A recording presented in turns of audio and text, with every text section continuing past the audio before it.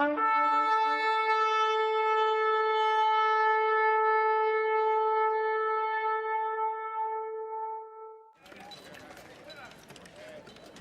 le lendemain matin, il retourna au temple. Tout le monde se pressait autour de lui. Donc il s'assit et commença son enseignement. Les maîtres de la loi et les pharisiens amenèrent une femme qui avait été arrêtée pour adultère et qu'ils placèrent debout au milieu de la foule. Maître!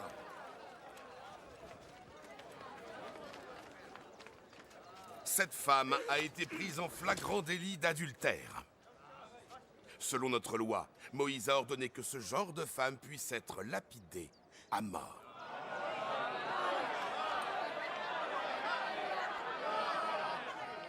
Et toi, qu'en dis-tu? C'était un piège qu'il tendait à Jésus afin de pouvoir l'accuser. Mais Jésus se pencha et se mit à écrire sur le sol avec son doigt.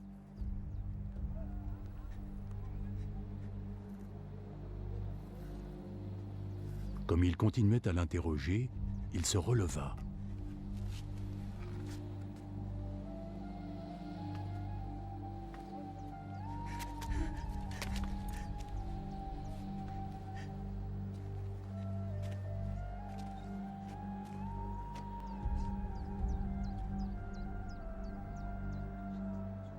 Que celui d'entre vous qui n'a jamais péché lui jette la première pierre.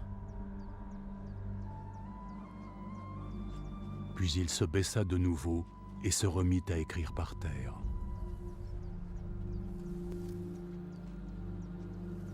Quand ils entendirent cela, ils se retirèrent, un à un, les plus âgés en premier.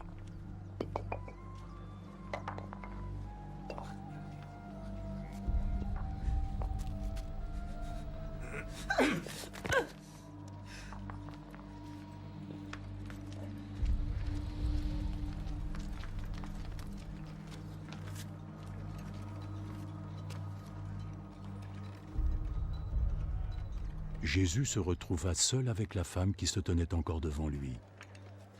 Il se releva. Où sont-ils passés?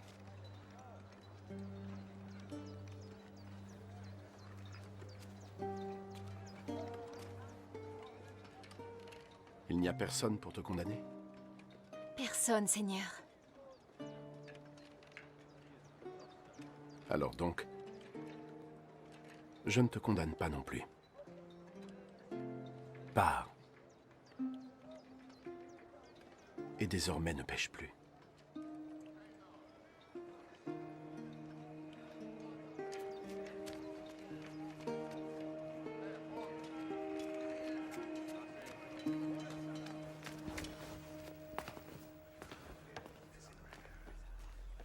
Jésus retourna parler aux pharisiens. Je suis la lumière du monde. Celui qui me suit aura la lumière de la vie et ne marchera plus jamais dans l'obscurité. Tu viens juste de témoigner pour toi-même. Ton témoignage est sans valeur. Non. Bien que je témoigne effectivement pour moi-même, ce que je dis est vrai. Car je sais d'où je suis venu et vers où je vais aller. Vous ne savez pas ni d'où je suis venu, ni où je vais aller. Vous faites des jugements à la manière des hommes. Moi, je ne juge personne. Toutefois, si je devais le faire, mon jugement serait valable. Car je ne suis pas seul pour juger. Le Père qui m'a envoyé est avec moi. Il est écrit dans votre loi que si deux personnes livrent le même témoignage, alors il sera valable. Je témoigne donc pour moi-même et le Père qui m'a envoyé témoigne aussi pour moi. Où se trouve ton père? Vous ne connaissez ni moi ni mon Père. Si vous me connaissiez, vous connaîtriez aussi mon Père. Jésus parlait ainsi alors qu'il enseignait dans le temple, dans la salle où se trouvaient les troncs pour les offrandes, et personne ne l'arrêtait, parce que son heure n'était pas encore venue. Je vais partir et vous me chercherez, mais vous mourrez dans vos péchés. Vous ne pouvez pas aller là où je vais. Il dit que nous ne pouvons pas aller là où il va. Cela veut-il dire qu'il compte se suicider? Vous appartenez au monde qui est ici-bas, mais moi, je viens d'en haut. Vous êtes de ce monde, mais moi, je ne suis pas de ce monde.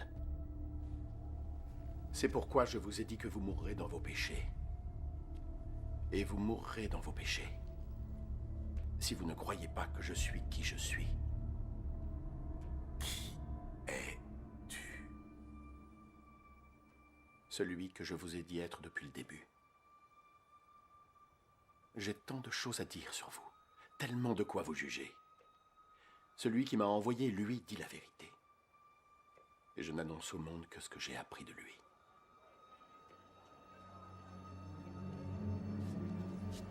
Ils ne comprirent pas que Jésus leur parlait du Père. Quand vous aurez élevé le Fils de l'homme, vous saurez alors que je suis qui je suis. Alors vous saurez que je ne fais rien de moi-même, mais que je raconte seulement ce que le Père a bien voulu m'enseigner. Et celui qui m'a envoyé est avec moi. Il ne m'a pas laissé seul. Parce que je fais toujours ce qui lui est agréable. Tandis que Jésus parlait ainsi, beaucoup de ceux qui l'écoutaient crurent en lui. Si vous êtes fidèles à mes paroles, vous êtes vraiment mes disciples. Vous connaîtrez la vérité, et par la vérité, vous deviendrez libres. Nous sommes les descendants d'Abraham et nous n'avons jamais été des esclaves. Que veux-tu dire quand tu dis vous deviendrez libres? En vérité, je vous le dis, tout homme qui pêche est un esclave du péché. Un esclave ne reste pas dans une famille à demeure, mais un fils lui appartient pour toujours. Si le Fils vous affranchit, alors vous serez vraiment libre. Je sais que vous êtes les descendants d'Abraham, pourtant vous cherchez à me faire mourir en refusant mes paroles. Je parle de ce que mon père m'a montré, alors que vous faites ce que votre père vous a dit de faire. Notre père, c'est Abraham. Oui. Si vous étiez réellement les fils d'Abraham, vous feriez les mêmes actions que lui a faites. Tout ce que j'ai fait, c'est de vous dire la vérité que j'ai apprise de Dieu, pourtant vous voulez me tuer. Abraham n'a jamais rien fait de tel. Vous refaites juste ce que vos pères ont fait. Dieu est le seul père que nous avons, et nous sommes ses enfants légitimes. Si Dieu était vraiment votre père, vous m'aimeriez, car je descends de Dieu, et que je suis parmi vous. Je ne suis pas ici par ma propre volonté. C'est lui qui m'a envoyé.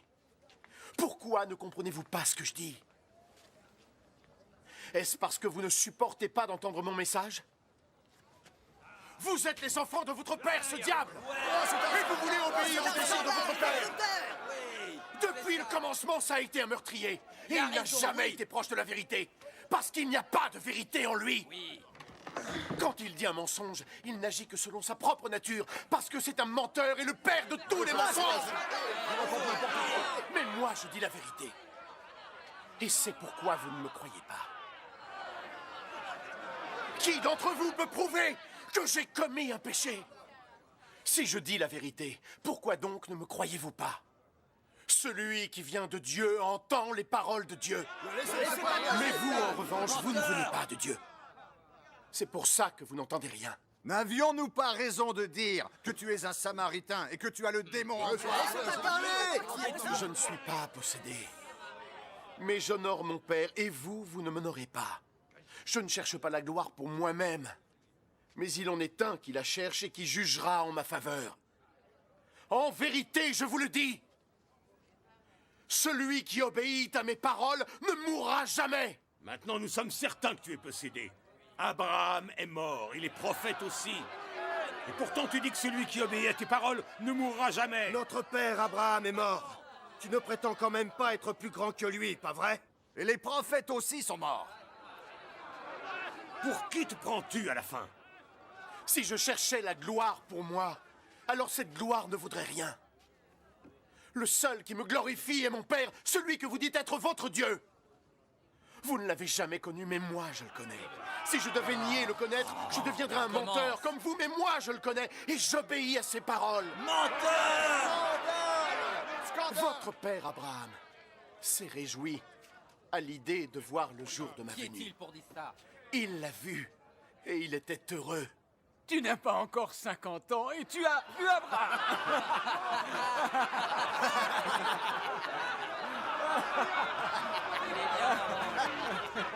En vérité, je vous le dis.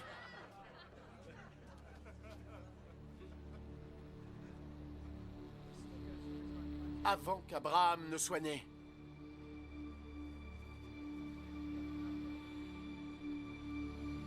Je suis.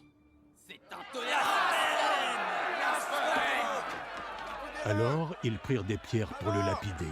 Lâchez le blasphémateur! Lapidez-le! Lapidons-le! C'est un blasphémateur! Non, retraite! Lâchez le blasphémateur! Lapidez-le!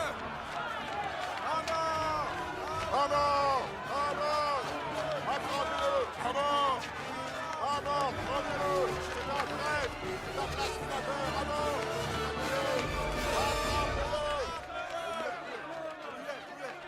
Mais Jésus se dissimula et il sortit du temple.